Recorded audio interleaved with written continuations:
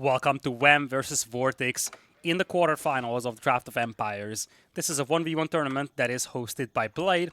I will put a link down in the description of this video for his channels. Thank you so much for Blade for putting this together. We do have a setup where the players are choosing the civilization for the opponent, which means that Wham playing the Byzantines means that VortiX gave that civ to him, and Wham decided to give Chinese to VortiX. That's why we have a somewhat unconventional civilization matchup over here. The map that we are starting this best of 3 series on is going to be Shamble Hill. Score is actually 0-0 here, so let me reset that just a moment. There we go. So score is going to be 0-0. This is the first game of this best of 3. And so far, I've cast 1 series in this tournament. We have seen a lot of Byzantines. I'm not sure what to make out of this. I feel like, especially once we get closer to the large event of November, December, the EGC finals, we will see a clearer picture about the perception of players on the Byzantines. What I'm surprised about is that, you know, when you try to give a civilization to the opponent, you're trying to give them something that is just awkward, weak, whichever the case. But Byzantines, we have seen them succeed in many of these matchups, so I'm not exactly sure what the mindset is behind giving Byzantines specifically to your opponent. I'm much more intrigued by the Chinese being given to VortiX, simply because in this semi-open map setup, it's definitely not the best civilization to go for. Now, interesting map generation thing over here for VortiX. Look at this. Gold mine tucked away in this little corner. This could be problematic for VortiX in the long run, especially because it's on the front, compared to Wham, who does have both of his gold mines at the back. VortiX does have a safe gold, and it's well volable, so I think VortiX's base layout is alright, but this gold mine is definitely going to be one to look out for once we get to Feudal Age.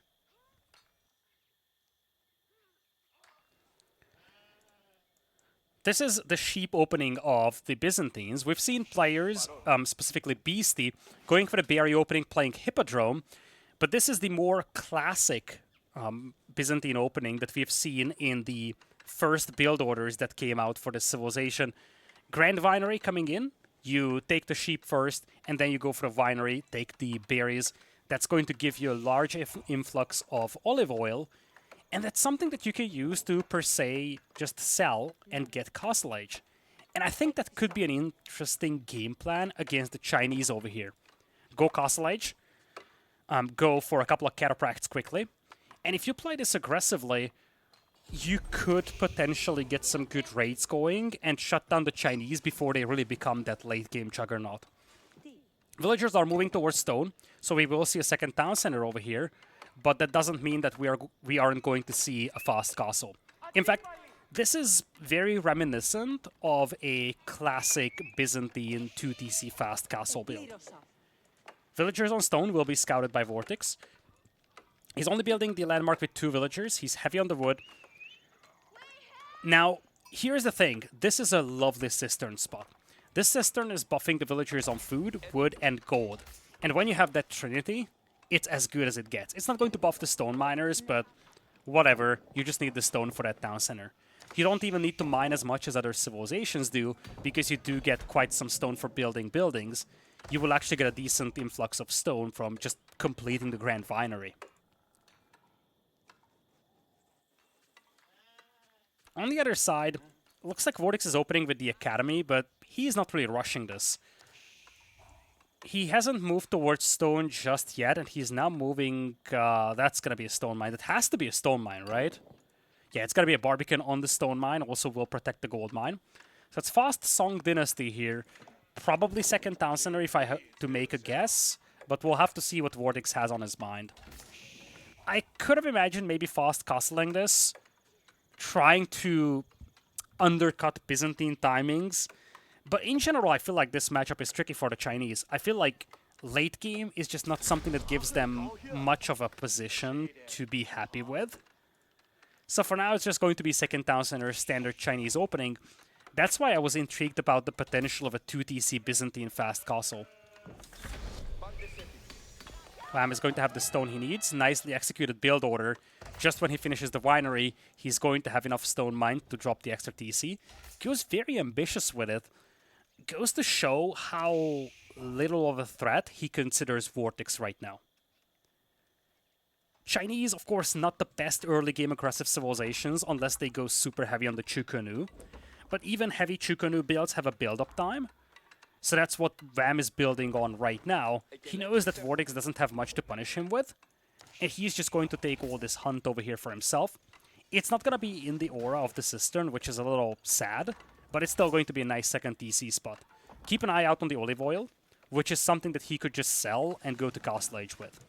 I don't see any production buildings, so I'm still insisting on this fast castle build being a reality. Although he kind of stuck around on wood. And I feel like if you want to rush castle... Oh, look at this, never mind. Mercenary house coming in here. So it's a 2 TC build, but it's not going to be so quick into Castle Age. Instead, wants to go for mercenaries. I wonder if this is a reaction based on what he's seeing in the enemy base, or this was the plan by design. This is likely going to be a longbow approach in this case. We could still see a fairly early Castle Age over here. I don't think he's going to rush it. But I think at this point we could consider him being someone that goes for longbows, get some harassment going on this forward wood line, which is definitely exposed. Maybe loops around, tries to hit the gold mine or the berries, but uses those longbows as something that harasses the enemy, but not committing anymore to army production. This is actually a common approach when players are trying to play these fast castle, semi-fast castle builds. Go for a couple of units, use them to harass, and then off the back of that, just go into Castle Age. But it looks like we will have a stable, so there might be a lot of aggression coming out here. Longbows should soon be affordable here for Wham. And given that we see a stable from him as well, we're likely going to see a heavy commitment to longbows and some horsemen. This could be a nasty surprise for VortiX, who hasn't yet seen these production buildings. Both of these are tucked away at the back, means that it might take a little longer for VortiX to scout, but for now he's just chilling at the front of the enemy base, so whenever units come in, he's going to see that. Second TC in for him as well, he's also in Song Dynasty. That's actually a lovely spot for the production buildings. I just want to credit VortiX for this base layout. This academy, obviously it does affect the lumber camp, it does affect the mill, but it will also affect the production buildings here as well, so this is a lovely spot. Aqueduct now coming in here to connect this first aqueduct to the second. Definitely a sign that we will see an extended feudal age over here now for Wham. When you want to fast castle with the Byzantines, you often age up with the cistern of the first hill. So you usually just go for that as your second cistern instead of building a second cistern itself. The fact that we see this cistern come in kind of makes me feel like we're going to see an extended feudal age over here for Wham.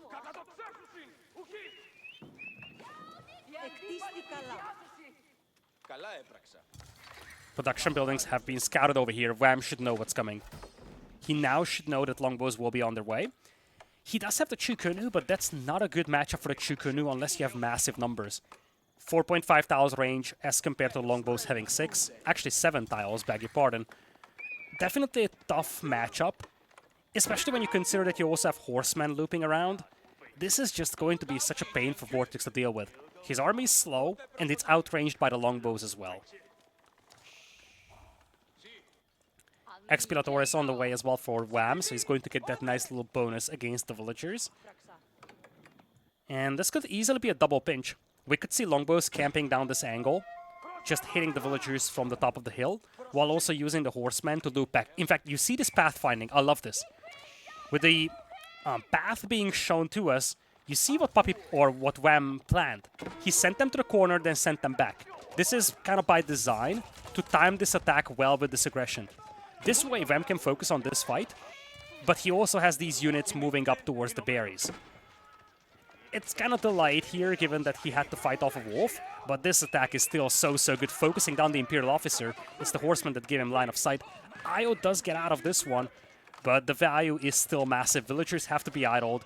Many units getting caught as well. Looks like the horsemen, though, having been put on an attack move, they just attacked the mining camp, never reached the berry villagers. Some Chukunu made it around, though. Sneaky approach over here by VortiX. But there are 2 horsemen back at home here for Vam. He should be able to deal with this quickly. Needs to be careful not to lose a villager. He does lose one here. Nice little counterattack. Might actually lose a second. Good value for such a small raiding party here, I must say. VortiX killing 3 villagers while only losing just one despite being under so much pressure here. Longbows also got caught here. Maybe they were a little overzealous against the town center fire. And now we're looking at much more reasonable Chukonu numbers. They can close distance and finish off the longbows. This is the big concern here for WAM. He is very much strained when it comes to olive oil, even with those olive groves having been placed early. So he's very limited when it comes to his ability to mass-produce longbows, and the build-up of archers could be a lot more rapid for VortiX compared to his opponent. A fight where the horsemen take this engagement without any archers present, I kind of dislike this here.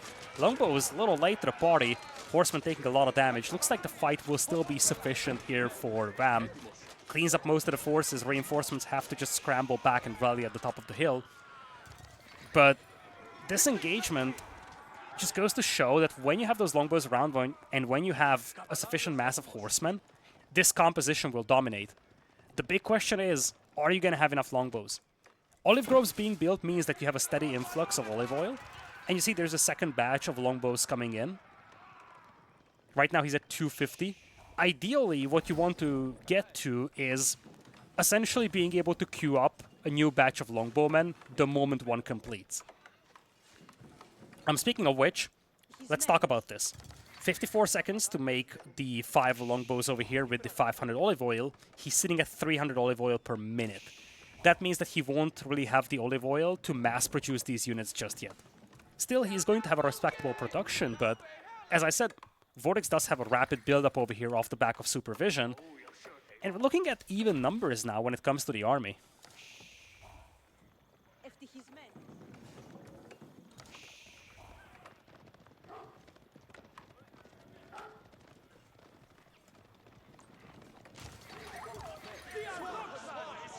Looking at the ecos, it's neck and neck. Farm transition now coming in here for VortiX. That's definitely a position of weakness.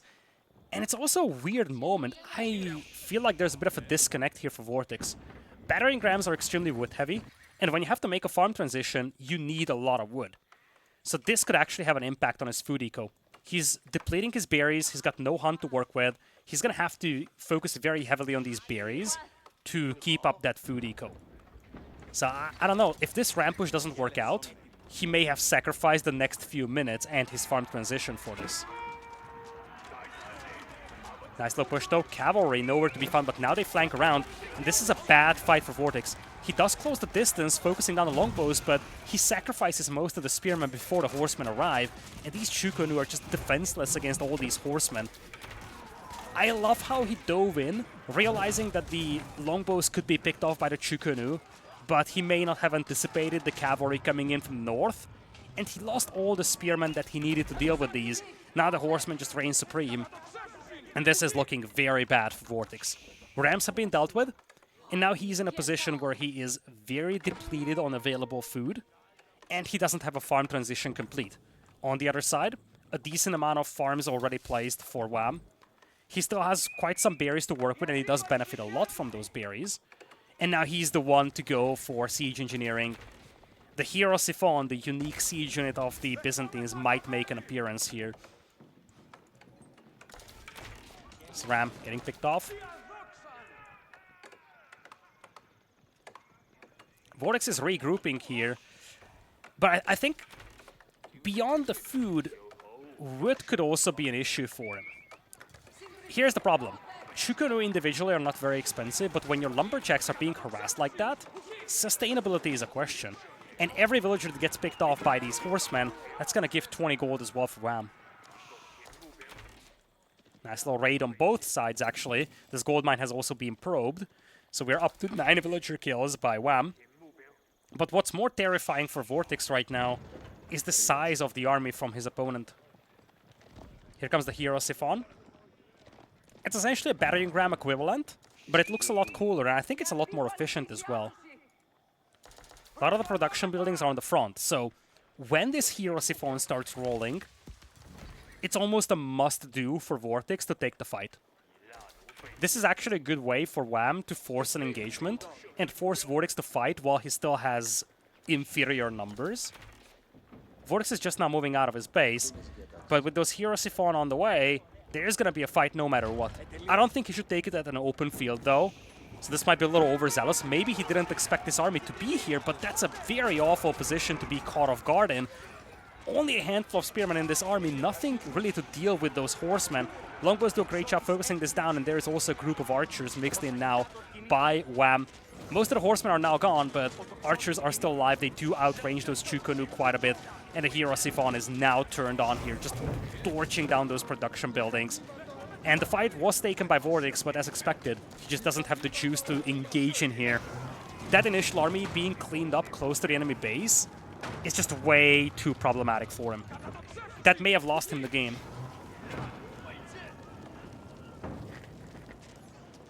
Chukunu still in production, but these production buildings are so exposed. VortiX now has to rebuild these production buildings while also having to evacuate his lumberjacks. That's a very, very bad combination. These production buildings are just getting down way too quickly. Reinforcements also coming in, nice and consistent for Wham. His horseman numbers have kind of disappeared, but he does have another batch of longbows queued up here. I think another group is just now coming through somewhere. It feels over, I'm not going to lie, simply because VortiX just doesn't have the tools to stop this army with. He might be able to clean this up, but by the time he does, his eco is going to be shattered. Indeed, VortiX will just tap out of this one. Wham! With the longbow, archer, horseman combination of the Byzantines, he's going to catch his opponent off guard. And I gotta say, I enjoyed this game quite a bit. It's kind of an old versus new setup that we had here. Old civilization, the Chinese against the Byzantines. Do I think that this was a matter of, you know, the new civilization being a lot more powerful than the old civilization, which is often a point of discussion when new civs get released? I'm not sure. I think this was a civilization matchup that favored Byzantines quite a bit, but I think this was more about the fact that Chinese in general are just extremely exposed in early mid-feudal age. Their only tool to be competitive is really this full Chukonu build, and this combination of horsemen, longbows, and archers is just difficult to deal with when you have Chukonu. The longbows have such a massive range advantage that it's difficult to find engagements, and by the time you do, you might have lost half of your army. Having said that, we are heading into game number 2 here. Shamble Hill was a victory here for Wham, and we are going to head to game number 2, which is on forts. VortiX is going to be in command of the Byzantines, and Wham is going to have the Order of the Dragon. So it's going to be 2 brand new civilizations out there. Again, as a reminder, in this tournament, you pick the civilization for the opponent. So this time, Wham opted to pick VortiX, the Byzantines, and on the other side, we are going to have an HRE equivalent. That is the Order of the Dragon. Welcome to game number 2. Let me just add the score here to Wham. He does have that 1-0 lead in this best of 3. The map is forts, as we'll have Wham spawning in on the right side with the color yellow, and on the left side, it is going to be VortiX with the color blue. So, looking at this civilization matchup, this is definitely one where the Byzantines can reign supreme, as long as they can use that cavalry raiding ability well. There are multiple ways that you can approach this. You could play into Hippodrome Horsemen. You could even play into Vinery Horsemen Longbows. But I feel like a lot can come down to raids.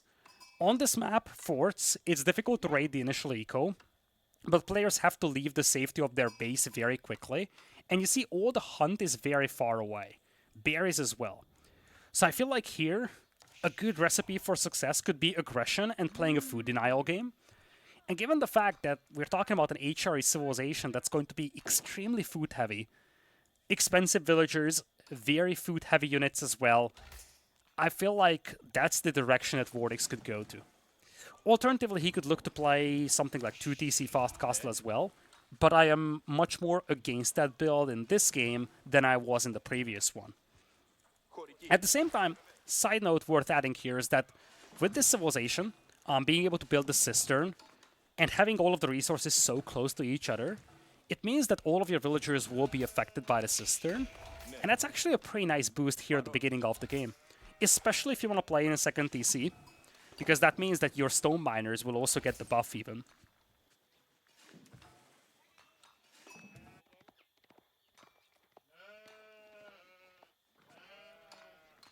Race towards the sheep has so far been won by Wham. He does have quite some underneath the town center, not so much here for his counterpart VortiX.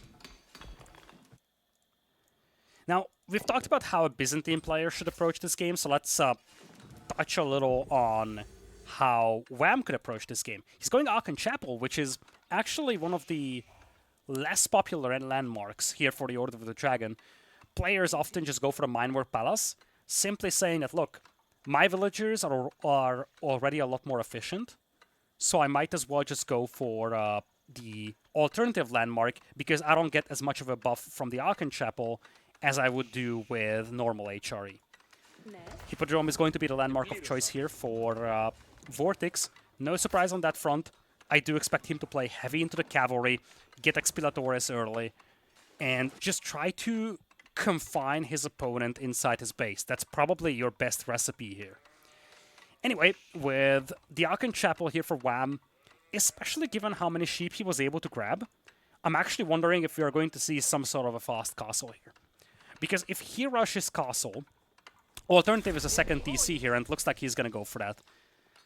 I'm not even going to continue this. This is actually a lovely Aachen Chapel, by the way, for wood and stone. So I had two theories on my mind when it comes to the expansion for Wham. Option number one, a second TC. Gets it out on a board, let's say over here, or maybe down here. Means that he's going to have some sort of presence on the outside, and he's going to have a second batch of resources to work with once he depletes all the resources in here. The alternative option is rushing Castle Age. I guess the rationale behind that is that all of your villagers are buffed by the Aachen Chapel. It's a very efficient economy. And you do have the Dragon Veils anyways. So your resource income is massive, and you can just rush Castle, get a stable out for Gilded Knights, and you can use that Gilded Knight to secure map control. That's going to be an absolute juggernaut to deal with. And because of that, you will have that map control to then expand with. For now, I'm not sure how that second TC build for Wham is going to work out. The thing is that he's going to face horsemen coming in here from VortiX, and I don't see any units from him that could counter that.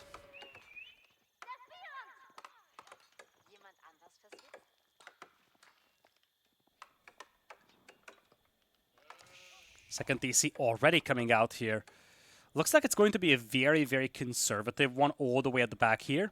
Means that this is not something that VortiX can deny. It's not like he's trying even.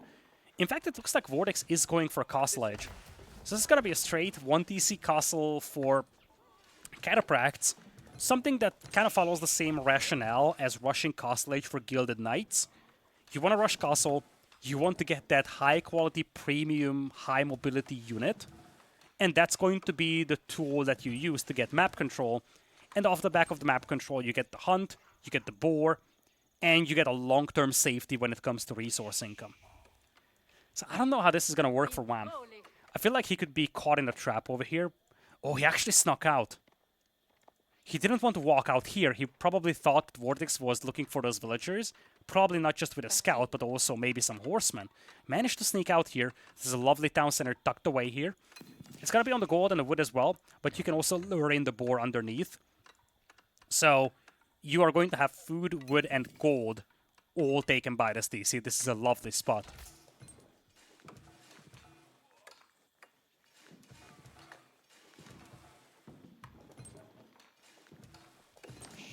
VortiX, I kind of touched on this before. He wasn't very successful on the sheep department, and that starts to show here. He doesn't have any more sheep to work with, has to build a mill, and this fast castle isn't going to be as fast as it could possibly be. Especially when you consider that he has all the villagers buffed by this Cistern Aura as well. And this is something that Vam should realize. Vam should realize that his opponent is actually very deprived of food. Has to shift all the villagers onto berries. Indeed, villagers are now on the board. And we are going to have quite some farms coming in here for Wham. An early farm transition this is, but it just goes to show that he doesn't feel confident moving out towards additional sources of food like these hunts. Cistern of the First Hill is going to be the landmark of choice. Interesting location. I'm not sure what to make out of this just yet. If you want to mine stone, it's great. But aside from that, this aura doesn't have many more resources incorporated. Of course, it's not a big deal, but definitely an interesting spot. Might actually just be kind of a hub here, where you connect this cistern to this one, and then you move to this area, and you have a third cistern here. Definitely a rushed Castle Age here, committing 12 villagers to building the landmark. When he gets to Castle Age, he wants to go for some of these cataphracts. And with the Cistern of the First Hill, you also get a second tool that makes your cataphracts extremely devastating. You will have the ability to heal them on the front line with the ability from the Cistern. So it's not just the fact that you will be able to have a very powerful unit for map control, it's also the fact that you can offset a lot of damage that it takes, making it an excellent early game raiding unit as well.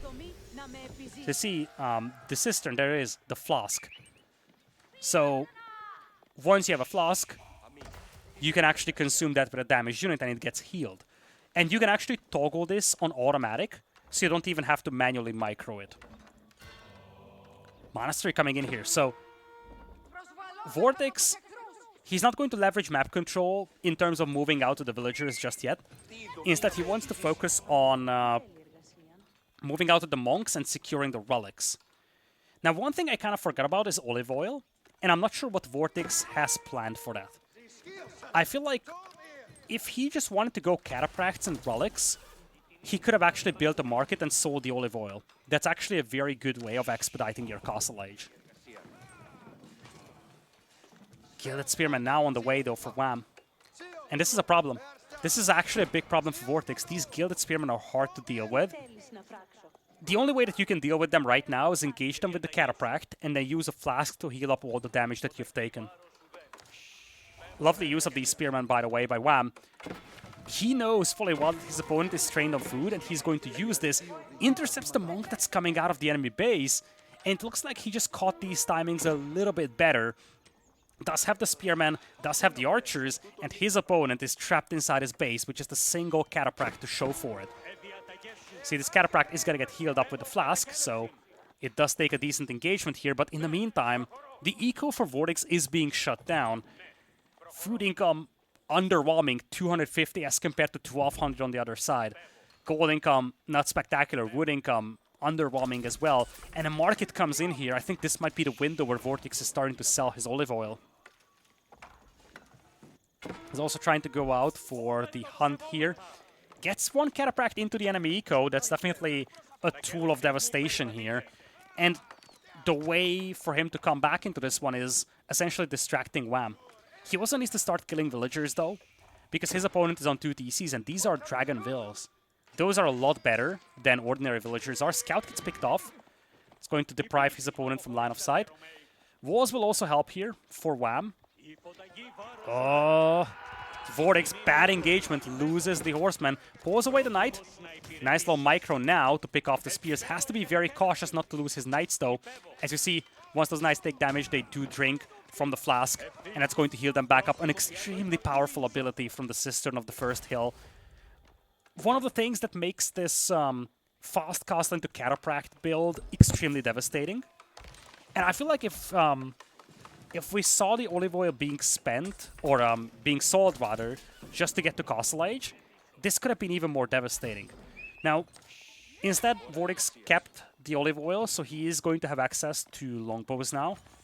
Those longbows will be very helpful when it comes to dealing with these spears. But I think Wham is through the worst. The initial Cataphracts didn't do any damage. He does have an expansion here. I don't think this expansion was even scouted at this point. He does have a respectable amount of farms as well, although he still needs to make near full farm transition. And he's on the way to Castle Age with the Burgrave Palace. Silver lining here for VortiX is that he's able to start yoinking relics. So he could kind of stabilize his position in the next few minutes. But it's alarming that his villager count is dropping below an Order of the Dragon player. He does have quite a lot of olive oil, though. He's actually going to get the second one. So he's going to get the veterancy contract, probably just for the veterancy on the longbows. He doesn't want to go for Landsknecht. I'll be surprised if he actually went for Landsknecht. I think this is just going to be mass longbows, and he does have enough olive oil to get a second batch of longbows as well. Needs to be cautious. Cannot engage the spearman up close, but he also does have the ability to heal, plus he can trample.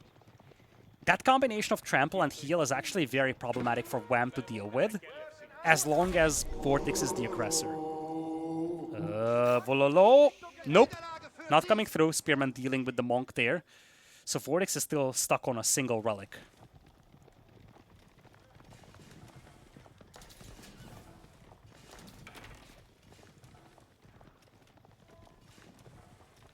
So many villagers out here, but frankly, Wham is just hunting for them with a handful of spears, and it's working. That's the crazy thing. This is working simply because there is not much back at home for VortiX to defend with. Longbows are now being sent home to clean this up. Now, one thing to note is that these units are extremely expensive. So for Wham, he can't really afford to lose many of these units in here. Like that unit, the Gilded Spearman Veteran, that's 120 food, 40 wood.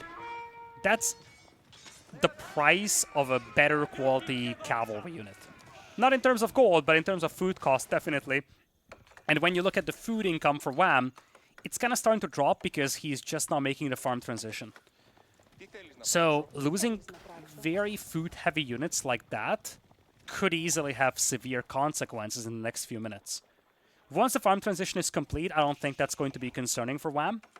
So I think his position is still exceptional in this game. He has an 11 villager lead with the Order of the Dragon buff, even the Aachen Chapel. Once he can get this farming eco going, his eco is going to be such a juggernaut that I just don't see VortiX being able to deal with it. And VortiX, his best window to use the Cataphracts, which is his early Castle Age, I think it's kind of gone. He's still going to secure most of the relics. You see he is bringing in relic number 3.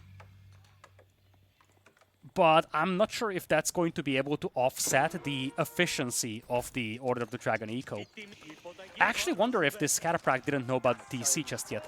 I don't think this position was ever scouted by VortiX, because otherwise it feels awkward to run into this little death trap with the tower, with the town center, even the Burgrave Palace.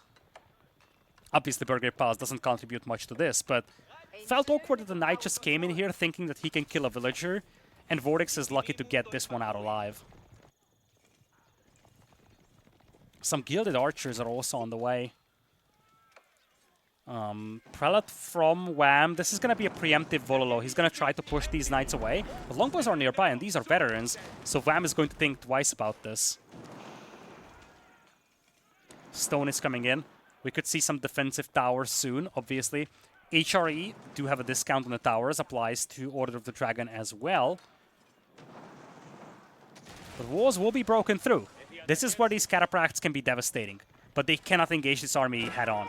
Those Gilded Spearmen will eat them for breakfast. Nice low positioning here by Wham, not letting those Cataphracts dive in. And it looks like VortiX is just going to think twice about this.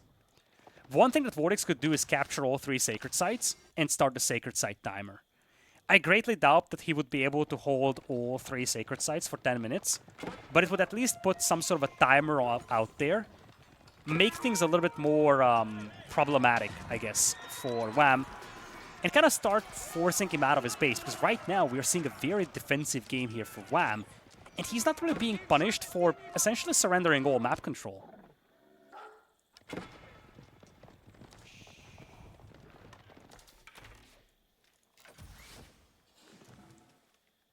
Let's talk about the mercenaries, though, because you can get Mistafati warriors and camel archers over here. I'm not intrigued by that. And where's the other market at? Do we even have another market on this map? I'm not sure if you're supposed to have a second market or just one. But it looks like we only have one market over here, so none of these mercenaries are intriguing right now for VortiX.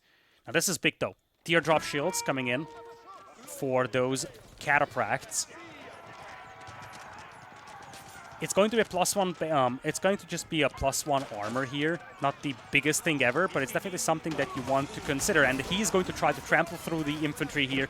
Gilded Spearmen have a massive bonus attack, though. 46 bonus damage against cavalry. I don't know if he just overestimated the trample ability of the cavalry or what happened here, but VortiX will just step out of this one. One sudden charge, one army cleaned up, and one GG coming out of here for VortiX. Again, I don't know the background story behind this. Maybe he felt like he was in a bad position seeing that second TC, realizing that his eco is feeble. Maybe he wanted to just get something out of that cavalry. Or maybe he felt like the trample combined with the healing ability is going to be enough to take that army down, especially given that he had quite a few longbowmen to work with as well. But whichever the case, the moment the trample was gone, the spearmen just eat those cavalry units from breakfast. This is exactly what we see over and over again from the Order of the Dragon. You can only play cavalry against them if you can use your mobility. And this is where you have to credit Wham for this game. He has limited the mobility of VortiX's cavalry extremely well. He just never gave a window for VortiX to raid, and the only chance for VortiX to get any sorts of kills, eco or army, was just straight-up engagements. And in straight-up engagements, his army was just way too insufficient to deal with the army of the Order. With that, Wham is going to be the one moving into the semifinals tomorrow. Once again, huge shout-out goes to Blade for putting this tournament together. And with this, the quarterfinals of Draft of Empires conclude. I will come back very soon with the semifinals as well. Thank you so much for watching. If you do not want to miss the semifinals or any of the other videos that I put out here on YouTube, make sure that you subscribe to the channel. It helps me greatly. And yeah, thank you so much for watching, and see you in the next cast.